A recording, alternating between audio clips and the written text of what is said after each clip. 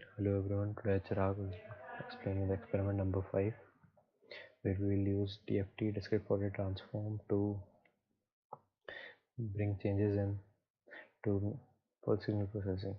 So we'll write this code in Python. We'll use a matplotlib library to plot numpy for doing some complex algebra and cmath for introducing exponential complex variables. Okay, let's start. The number of samples in our code is 512. This is the sample, PPG sample at 100 Hz. Number of samples are 512. Now we have to create the DFT matrix. First we'll create an empty matrix of 512 by 512 named as W. Then we'll make, and with these two for loops, we'll make this a DFT matrix.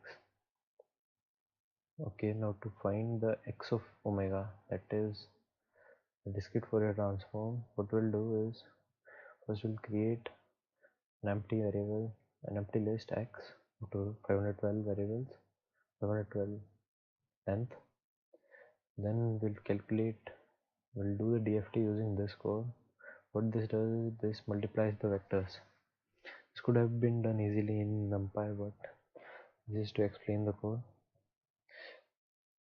Now what we'll do here is we'll calculate the absolute values of those x, because here the x we got is a complex number, and we'll calculate the absolute values and store that in a list named as new. Okay, now what this does is print new. This creates a line space, that is line space of 256.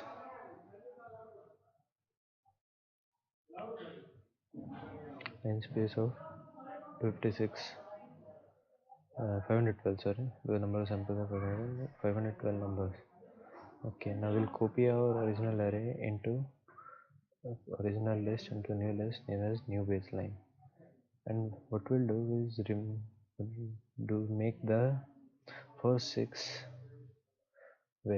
first six elements of the new list is equal to 0, because that corresponds to the baseline component as calculated. Now what we'll do is we'll also make it as a bandpass filter. What we'll do is we'll remove the components outside 0 to 0.5 to 30 Hz. So we already removed the components less than 0.5 Hz. Now what we'll do is remove the component outside 30 Hz. So what we calculate is the 30 Hz the element value is 308. So we'll remove the values from 308 to all the 512 values. Okay, now we have a filtered signal from which we have removed the power noise component as well as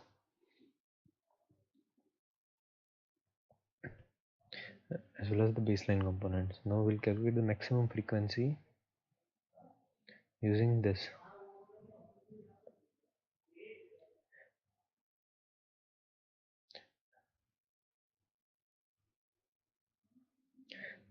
We'll calculate the index where it attains the maximum frequency, and that index will be used to calculate the maximum frequency, because the index doesn't, there's a relation between index and frequency, because 250 the 512th sample correspond to the 50 Hz frequency. So what we'll do is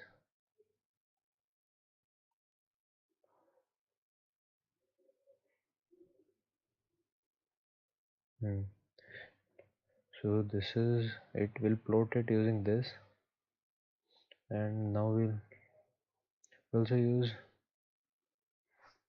what we'll do, we'll plot that using, and we'll plot that.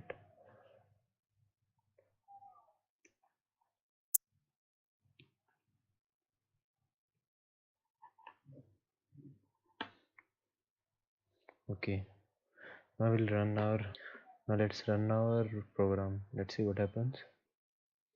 So this is our original signal. Now what we'll pass it through the we'll remove the baseline components. So this is our signal after removing the baseline component.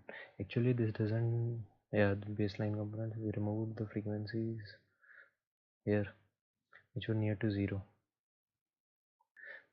Though this is a two-sided signal, but all we have to do is to double this. We'll flip this and double the components. We won't do that because that will just double the magnitude of our original signal. We can multiply the factor by 2 at the end. And this is our signal after passing it through the bandpass filter. So the magnitude of every frequency component is 1/2 of the what it should be because we didn't double the components, but this is the final frequency components present in the final signal. And let's find out the frequency, dominant frequency. So what we have to do is the maximum frequency is 1 Hz, about 1 Hz in our given PPG signal. Thank you.